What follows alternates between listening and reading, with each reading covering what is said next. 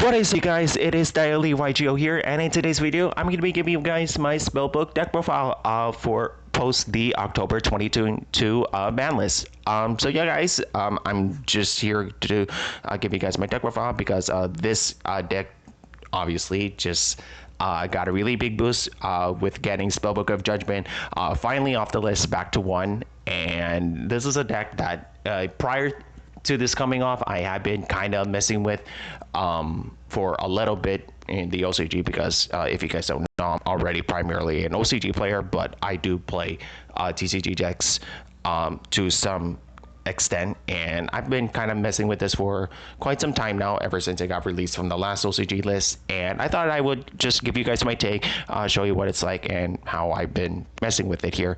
So yeah, guys, before we get into that, definitely give this video a thumbs up if you enjoy it. Comment down below what you guys do want to see next, and if you want to stick around, definitely subscribe to the channel and turn on the notification bells so you guys don't miss out anytime I upload videos. But with that being said, let's just go ahead and get into the deck profile. So for the monsters, I'm going to be starting with the Spellbook lineup. I got 3 Spellbook Magician of Prophecy or Blue Boy, 1 High Priestess of Prophecy, and 1 Jowgen. So Spellbook Magician of Prophecy, or otherwise Blue Boy, is obviously your normal summon of the deck, and unfortunately it has a mandatory effect where you really do need to search on something when it's on normal summon, which is not that common in most Yu-Gi-Oh cards today. But he is a really good searcher. He gets you everything that you need, and as long as it doesn't get negated, then you should be fine. And High Priestess of Prophecy is something that I've kind of been on and off about recently. Sometimes she's good, sometimes she isn't. Right now she's been performing fairly well in this build, but you know, she's not the worst to break boards going second. Sometimes you can get her off, but for the most part she is just a decent card going second if you're able to pull it off. And obviously Jowgen the Spiritualist is one of the most busted cards in the entire deck, and with cards like Spellbook of Judgment now coming off the list, he's really much more accessible to get from the deck, other than just drawing him or just, you know, summoning him from your hand. But basically, if you guys don't already know, this card prevents each player from special summoning monsters, and unless you have the Domatica engine specifically, you don't really care too much about special summoning, so he's really good for that. And as long as you protect him enough with the rest of the Spellbook cards, then he's really good, and he can just be a basic floodgate for your opponent, so that's why he's here. And for the Dogmatica lineup, I got 3 Dogmatica Ecclesia, 1 Fleur-de-Lis, and 1 Maximus. So obviously Ecclesia is your searcher for the Dogmatica engine that can get you to literally just 1 target in this deck, which is Dogmatica Punishment. But regardless, she is a really good searcher, and sometimes her battle destruction effect for monsters that are special summoned from the extra deck does kind of help you out in some cases, but you know, it's not the most relevant. But obviously she's just here as your searcher. And Fleur-de-Lis is obviously your big body on the board that you can use to not target and gain any monster effect, so it's really good for that. And Maximus is obviously here for breaking boards going second, and is obviously here to trigger off your Shaddoll engine when you're able to get that off quickly. And for our hand trap lineup, I'm only playing 3 Ash Blossom and 3 Effect Veiler. Effect Veiler specifically is good in this set because she's a spellcaster, and she works really well with going into your Access Code combo when you want to really close out a game. And obviously Ash is just one of the most generic hand traps that you can play in any type of deck, but these 2 hand traps can literally just be whatever fits your local meta the best. So there's that. And that's gonna be, guys, for the monster lineup. For the spells, which I'm playing quite a lot of, I'm playing 3 Spellbook Secrets, 3 Spellbook of Knowledge, 1 Spellbook of Power, 3 Spellbook of the Master, 3 Spellbook of Fate, obviously 1 Spellbook of Judgment, Spellbook of Life, 1 Spellbook of Life, and 1 Spellbook of Eternity. So obviously Spellbook of Secrets, besides Blue Boy, is your other searcher of the deck and can literally get you any other Spellbook card from your deck to your hand, which is good for that. Spellbook of Knowledge is obviously your draw power of the deck. as long as you have another spellcaster in hand or another spellbook card in your hand. And Spellbook of Power is obviously your really good attack boost, which can be decent if you're trying to protect some of your monsters, so it's good for that. Spellbook of Master is just literally second copies of every other card in your deck that you can use. So essentially, it's almost like you're playing six copies of one card, six copies of like secrets, or six copies of knowledge, or whatever you may need in a certain scenario. Spellbook of Fate is obviously one of the best disruptions you get from the deck. And normally, when I trigger this, I'm always using the third effect, which can non-target banish a card on your opponent's field, which is really good. And it is a quick play, so I mean, it's really good for disrupting them going second. And Spellbook of Judgment is obviously one of the most busted cards in this entire deck, because if you don't really know what it does, during the end phase, depending on how many Spellbook cards you activate that turn, you get to search out any number of Spellbook cards from your deck to your hand and add them, and it lets you summon any spellcaster straight from the deck whose level is less than or equal to the number of cards you added to your hand. So as long as you are able to at least activate 3 spellbook cards, you're obviously able to summon Aljaugen straight from the deck with this card. So that's why it's here, and it's really, really good for that.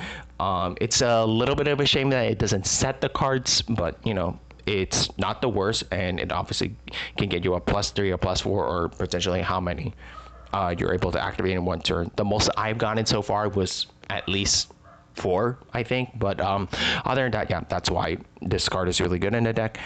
Spellbook of Light, because sometimes its Monster Reborn effect can kind of come up, even though it kind of conflicts with some of the cards here, like Jaugen and some other stuff here. But other than that, it's really good. It's really good to help you get your Grangan going second. But other than that, that's all it's really here for. There's not much to say.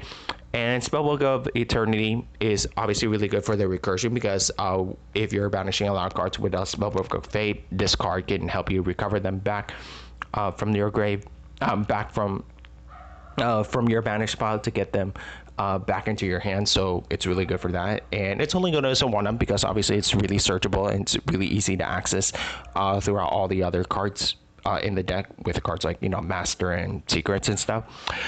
And for the Dogmatica spells, I'm only playing 3 No Dear Servant because this card just came back to 3, and I'm super happy that it did, because this is one of the best spells for the entire deck for the Dogmatic engine specifically, that I've been messing with for a long time. And I do have more planned with this engine now that this card is back at 3. So if you guys are excited to see that, definitely don't forget to subscribe. But regardless, this literally lets you send any monster from your extra deck to search any Dogmatic monster that you need. So if you already have Ecclesia, you can search out something like Fleur de Lis or Maximus, depending on your situation. And obviously sending cards like Shadow Abkalon with this card to later get Schism from the deck is really good, so that later on you could summon Winda during your opponent's turn. So that's why this card is way too good. 1-up Star Goblin, because besides knowledge, I kind of just needed a little bit more of draw power in this deck, so that's why I'm playing this. 1 Call by the Grave, because it's a really good 1-up, and some people are claiming that this should be banned. I still don't understand why this should be banned. I know it's quite annoying, but I'm not really here to rant. But I am just playing this because this deck is somewhat prone to disruption, and that's why playing this is really helpful sometimes. 1 cost up Designator for the same reason as Call by. And that is it for the spells. For the 2 traps I'm playing, obviously Dogmatic Punishment is really good for clearing boards going second. You can send cards like Entis or whatever the case may be, and then just pop a card and get a double pop if you're sending Entis with this. But other than that, that's all it's really here for. And I should also Schism again, because Win is just a really good card, and some using this to summon it, and then potentially being able to send a card, send a monster with the same attribute from on the field without targeting is just really good and just way too strong. And that is it, guys, for the main deck. For the extra deck, I am playing one Elsterdal Construct because, you know, if you send this off of Nadir Servant and then ending up needing to discard Sigil Schism to get a card like Maximus triggered, you can use this to get back Schism from your grave to your hand. One Titanic Land, the Ash Dragon, because, you know, it's just a really good searcher in the end phase, but that's all it's really here for. Shadal Apkalon for the same reasons, because this searches out your Schism when you send it off of cards like Nadir Servant or Dogmatic Punishment. Window for the same reason, because, you know, she's a really good card, and a lot of common decks almost don't have an out to this besides just battle, so it's really good for that. Two Elder Entity Entis, because, you know, it's really good for clearing boards going second. You can literally just pop any problematic card that you're dealing with.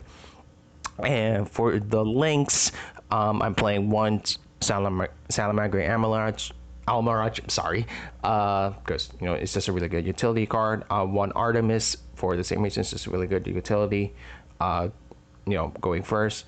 One Secure Gardener, because sometimes it may come up and you can kind of, you know, protect yourself with battle with this, which can come up sometimes, but not too often.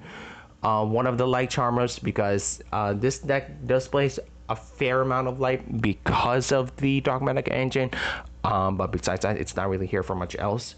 One Nightmare Phoenix for back row removal, one Nightmare Unicorn for spinning back any card, one Celine, because, you know, the generic combo that you guys already know, where you summon any spellcaster from your grave to the field and then use that in this card to go into access code to just clear boards and OTK going second. But either way, guys, that is it. That is going to be my deck profile for the new Spellbook deck post the October 2022 ban list. So yeah, guys, I definitely do recommend you give this deck out a try, and pretty soon I'm going to be giving you guys a combo tutorial for the deck to show you how it works and everything, and see how it plays out. But yeah, guys, go ahead and give it a shot, try to test it out, and I'm pretty sure you guys will really enjoy it. But thank you guys so much for watching. I hope you enjoyed the video, and I hope you guys stick around for the more content that is to come. So again, thank you for watching. This is Dialeo YGO signing off.